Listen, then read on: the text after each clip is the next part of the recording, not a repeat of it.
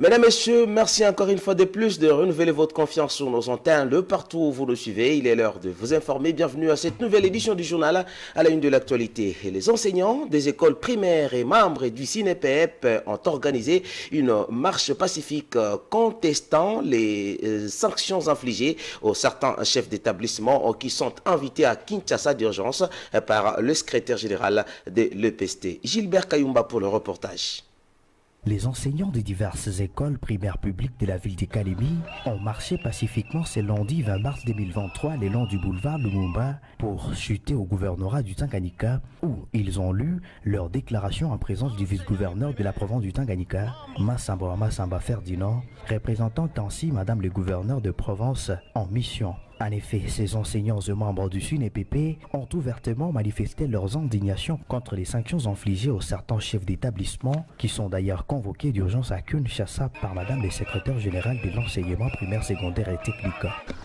Déclaration syndicale des enseignants de CINEPP Tanganyika.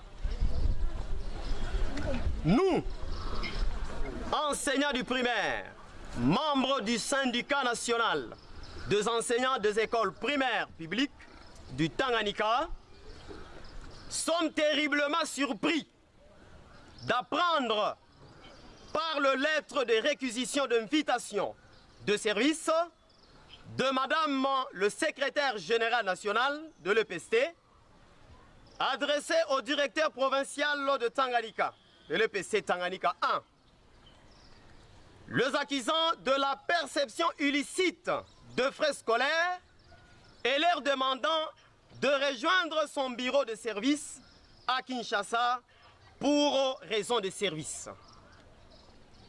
Eu égard à ce qui précède, après profonde investigation et analyse, nous sommes arrivés à ces questionnements. Ces questionnements nous ramènent à affirmer sans détour que c'est parmi les syndicalistes mal intentionnés, en complicité avec d'autres qui sont restés dans notre province, ont délibérément remonté ces fausses informations au niveau national au lieu d'aller défendre les intérêts des enseignants qui vivent dans une misère sans précédent. De ces faits, nous informons toutes les autorités, tant nationales que provinciales, que la province éducationnelle du Tanganyika 1 est prise en otage par les syndicalistes qui profèrent les menaces des activations à certains enseignants s'opposant à leur comportement impopulaire. Ainsi, nous demandons à son Excellence, Monsieur le ministre national, de bien vouloir annuler ces invitations et de faire confiance aux autorités qui le représentent au service des renseignements et aux autres partenaires éducatifs provinciaux, qu'aux syndicalistes qui visent leurs intérêts égoïstes et qui montent les coups d'État en vue d'obtenir déloyaulement des promotions. Massamba Ferdinand, vice-gouverneur de la province du Tanganyika, a, au nom de son titulaire en mission, salué la bravoure de ses chevaliers et promis de faire parvenir ces mémorandums au ministre national de l'EPST. Ça, c'est un acte démocratique. Une marche pacifique sans incident. Et encore le courage qui vous a animé pour défendre la province selon votre mémoire aux fausses accusations. C'est ça. Au nom de Madame la gouverneure que je représente, qui est en mission, je vous reçois. On ne peut pas accepter que les gens puissent chercher leur positionnement en détruisant les autres et en apportant les fausses informations. C'est que moi, comme l'autorité provinciale, je n'ai jamais eu de rapport qu'il n'y a pas gratuité au Tanganyika. Signalons qu'aucun incident n'a été enregistré dans l'ensemble de cette manifestation. Zoé Kabila Mwazambala est désormais le nouveau secrétaire exécutif provincial du Parti du Peuple pour la Reconstruction et la Démocratie, PPRD en sigle, à l'issue d'une séance tenue le samedi à Flora Plaza. Dieudonné Balangardi était sur place.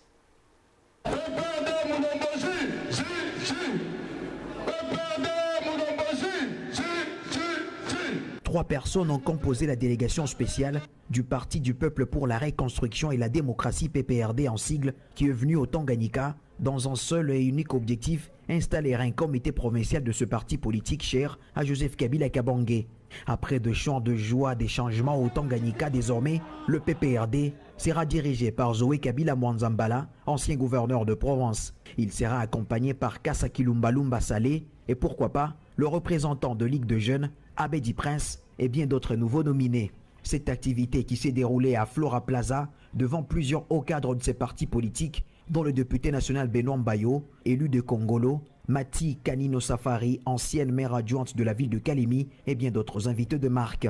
Et le chef de la délégation du Parti du Peuple pour la Reconstruction et la Démocratie de revenir sur l'objectif de leur arrivée à Kalemi, c'est lui d'apporter un changement. Nous sommes une délégation spéciale qui a été dépêchée ici au Tanganyika par le secrétaire permanent Ramazani Chedari pour procéder à des petits changements, à des petites restructurations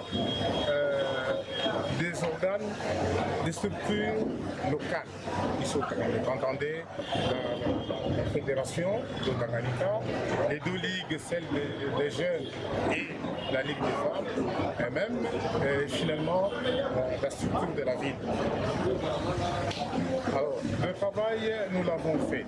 L'objectif poursuivi est d'armer, de répondre ici au Tanganyika, au combat, aux batailles que nous imposent aujourd'hui les circonstances politiques. Nous sommes heureux de constater qu'au Tanganyika, le parti est debout. Nous sommes heureux de constater que le parti est uni. Nous sommes heureux de constater que tout le monde veut travailler derrière Kabila Kabange. Et tout le monde est prêt, c'est le dernier mot que je veux dire, tout le monde est prêt à affronter les échéances futures, les échéances prochaines, mais qui doivent être fixées, organisées selon la loi. Parce que la phase que nous sommes en train de vivre maintenant, c'est la phase de la reconstruction. Le PPRD existe. Le Parti du Peuple pour la Reconstruction et la Démocratie, PPRD, se veut changeant et améliorant au Tanganyika. Premier acte, un bureau moderne sort déjà des terres et cela n'est que début à en croire. Ces envoyés de Joseph Kabila Kabange.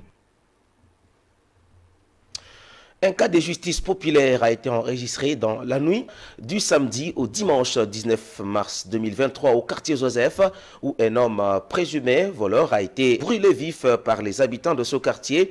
D'après les informations recueillies sur le lieu du drame, il y a 4 heures du matin. C'était aux environs de 4 heures du matin que mon téléphone a sonné, me tenant informé sur un cas de justice populaire où un homme a été lynché par les habitants.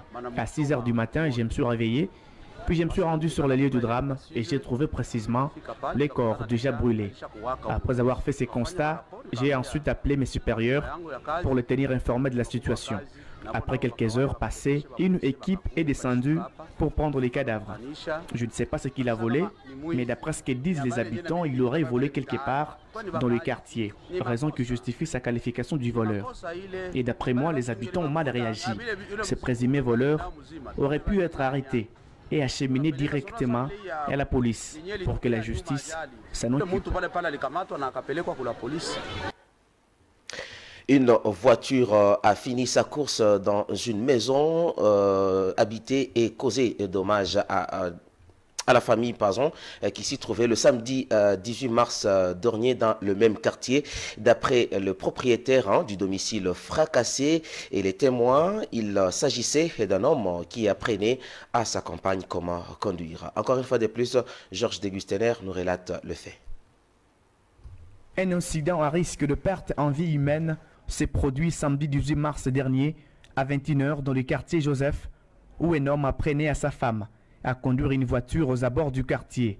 En l'apprenant, précisent les sources, dans le sentier du quartier auquel certains domiciles des habitants se trouvent, l'apprenant et son maître commirent une erreur en voulant monter une petite pente. La main de l'un d'eux aurait appuyé sur la commande accélérateur plutôt que celle des décélérations, et la voiture a fini sa vitesse dans une maison habitée. La femme et l'enfant du propriétaire de cette habitation ont été touchés, car le véhicule a entraîné une destruction de ces domiciles au point d'en blesser même la famille qui habitait dedans. D'après les titulaires exerçant ce droit sur cette maison, sa femme et son enfant ont été conduits d'urgence aux cliniques universitaires pour les soins.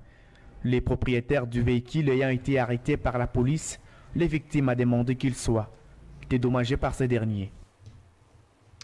Fin de l'atelier de 2 jours organisé chez Cham Hotel par Jane Goodall Institute portant sur la protection des grands singes. Présent à cette cérémonie des clôtures, le ministre provincial de l'Environnement a réitéré l'engagement du gouvernement provincial pour sauvegarder la biodiversité. Dieudonné Balanga. Débuté le vendredi 17 mars 2023, l'Assemblée générale des acteurs locaux de la mise en œuvre du plan d'action de conservation des grands singes dans l'Est de la République démocratique du Congo tenu à Kalemi, à l'hôtel Cham, organisé par Jane Goodall Institute, sous l'appui financier de la Fondation Arcus, a pris fin ce samedi 18 mars 2023. Devant le ministre provincial de l'Environnement, le professeur Koyama Oazo et son collègue des affaires sociales, ajouté à cela le directeur pays de Jane Goodall Institute, Ebola Pipen, le participant à cet atelier, ont, durant le dernier jour, constitué plusieurs groupes afin de mettre les idées ensemble sur la table concernant la protection des grands singes ainsi que les menaces qui pourraient être à la base de la disparition totale de ce mammifère dans la province du Tanganyika. Au sortir de cet atelier, les directeurs pays de Jane Goodall Institute et Mola Pipen a trouvé suffisamment d'impact positif en organisant cet atelier de 2 jours. Bien évidemment, nous sommes satisfaits de l'issue de cet atelier. Les acteurs locaux ont été aussi en mesure de mettre en place une sous-coordination de la mise en œuvre du plan de conservation des grands singes, mais aussi de développer un plan d'action sous forme d'une feuille de route et un plan de performance qui constitueront un soubassement indispensable lors de l'évaluation des efforts consentis dans la mise en œuvre du plan de conservation des grands singes dans la province du Tanganyika. Prenant la parole, le ministre provincial de l'Environnement, professeur Koyama Oazo, a, dans son speech, réitéré l'implication totale du gouvernement provincial dans ce projet en vue de sauvegarder les grands singes et toute la biodiversité s'y trouvant dans la province aussi territoire. Parlons sport à présent, début de la phase retour du championnat de l'entente urbaine de football de Kalemi ce week-end. Au total, 6 matchs se sont joués. La formation de FC Kalemi Sport orpheline de Massoudi Valentin a enregistré sa première défaite après une série de 11 matchs. Poursuite du championnat de l'entente urbaine de football de Kalemi division première. Ce week-end était réservé pour les débuts de la phase retour de ce championnat de l'entité subdélégateur de la FECOFA, ou mieux, la 12e journée. 6 affiches au total étaient au menu, et en première explication, le samedi 18 mars 2023, la formation de Lukuga a trouvé le chemin de la victoire en s'imposant 2-0 sur la formation des Arena City. En deuxième explication, la formation de FC Confiance a été battue par la formation des FC Afia Banganga, 1-2, score final. En troisième explication, toujours le même samedi 18 mars 2023, la formation du FC Renaissance continue ses mauvaises sorties, cette fois-ci en s'inclinant 0-2 face à la formation des Saint-René. Et la fin de cette 12e journée, c'était ce dimanche 19 mars 2023, où la formation des Agiska s'est imposée 2-1 face à la formation des AS Simba, et la formation des Étoiles Jaunes s'est imposée 3-1 sur le TP Corbeau. En dernière explication, après 11 matchs, dont 7 victoires et 4 nuls, la formation de Kalemi Sport, sans Massoudi Valentin à la tête, a enfin enregistré sa première défaite de la saison en s'inclinant devant le CS Interlac inarrêtable par un score de 3-0. Cette victoire permet à l'équipe de CS Interlac de prendre désormais les déçus au classement en devançant le FC Kalemi Sport, désormais des 6 points. Rendez-vous le week-end prochain pour la 13e journée de ce championnat. Restons toujours en sport pour cette fois-ci par le défunt de compétition des interclubs pour tous les 4 clubs congolais engagés à ces épreuves africaines. Après les nuls de Zolobi partout le samedi dernier face à la JSK Kabylie, synonyme de l'élimination pour la SV Club. Les 3 autres formations RD congolaises sont tombées car le TP Mazembe a enregistré la 4e défaite des rangs. Le FC Saint-Éloi Lupopo a fait jeu égal de 1 but partout face à Marumo Galant, alors que le DSMP s'est incliné 2 buts à 1 face à l'ASEC Mimosa. Et pour terminer, l'actualité en RDC est principalement dominée ce lundi 20 mars 2023 par le déplacement du chef de l'État pour Luanda où il s'est entretenu à huis clos avec Joao Lorenzo, ce qui pousse le journal Forum de Zas à titrer la RDC se tourne vers la SADC. Melchior Katontolo Kolo pour la revue de presse.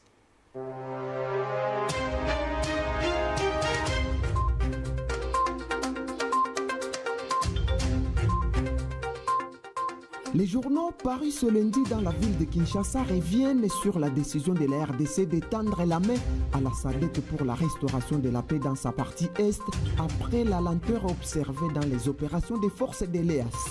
Mesdames et messieurs, revue de presse. Face au balbutiement des forces de l'EAC, rapporte Forum des As, la RDC mène des démarches pour faire intervenir la SADC afin de stopper l'aventure rwandaise dans sa partie orientale. Ainsi, quelques 24 heures après l'approbation à l'unanimité du Parlement angolais en faveur de l'envoi d'un contingent militaire à l'est de la RDC, note ce tabloïd, le président Tshisekedi s'est rendu samedi 18 mars courant à Luanda en Angola où il a été reçu par son homologue Joao Lourenço. Même si les 2 chefs d'État n'ont pas communiqué sur les détails de leur entretien fermé, note ce portail, des sources affirment que les détails opérationnels du contingent angolais de 500 combattants ainsi que la suite du processus ont été largement évoqués. Pendant que Félix Tshisekedi faisait une visite éclair à Luanda, souligne ce journal, à Kinshasa, le Premier ministre Sama Lukonde en appelé ouvertement à la solidarité de la SADC pour le rétablissement rapide de la paix dans l'est de la RDC, troublée par l'agression rwandaise sous couvert du M23. Parlant toujours de cet échange à huis clos entre les présidents angolais et congolais, Eco News précise que Lourenço pousse Tshisekedi à ouvrir des négociations avec le M23. Mais pour l'instant, ajoute ce journal, Kinshasa reste cabré sur sa position, fermant toute porte à un dialogue avec le M23. Hormis l'Angola, la RDC implique également la RSA dans sa cause de chercher la paix dans sa partie Est. C'est ainsi indique Eco News, le ministre des Affaires étrangères d'Angola, de la RSA et de la RDC décide d'approfondir un partenariat stratégique et durable, appuyer la consolidation et la paix en RD Congo. Selon ces tabloïds, ces 2 objectifs du mécanisme de la tripartite s'étendront au secteur des développements économiques, de la défense, des infrastructures et de l'administration publique.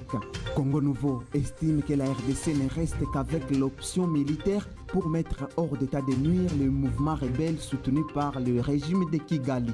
Sur les fronts militaires, explique cet hebdomadaire, le M23, malgré les cessez-le-feu décrétés par les différents accords signés entre le gouvernement congolais et les autres partis, continue à gagner du terrain. Ne sachant pas comment les contrer, souligne ce tabloïd, toutes les parties impliquées dans la résolution de la crise invitent Kinshasa et les rebelles du M23 à se mettre autour d'une même table pour négocier. Selon ce portail, la communauté des États de l'Afrique de l'Est, EAC, l'Union africaine, UA, les Nations Unies, l'ONU, estiment que pour obtenir une paix efficace et durable, les négociations restent la seule voie. Le régime de Kinshasa, de son côté, refuse de négocier avec une rébellion qu'il considère comme un groupe terroriste. Pendant ce temps, et selon les rapports de plusieurs organisations internationales, souligne ce journal, plus de 800 000 personnes fuyant la guerre errent dans la province du Nord Kivu. Tout le monde semble être dépassé pour leur venir en aide. L'avenir, cite le ministre congolais de l'intégration régionale et francophonie, président en exercice du Conseil des ministres de la SADC, Didier Manzenga, qui invite ses homologues à redoubler d'efforts afin d'éliminer toutes sortes d'obstacles susceptibles d'entraver les efforts de la SADC visant à développer ses infrastructures à l'appui de l'intégration régionale, à développer ses industries et à intégrer ses marchés, multiplier les échanges au sein de la région et créer des emplois afin d'améliorer les moyens de subsistance des peuples respectifs de la SADC. Mesdames et messieurs, c'est tout pour le journal des journées.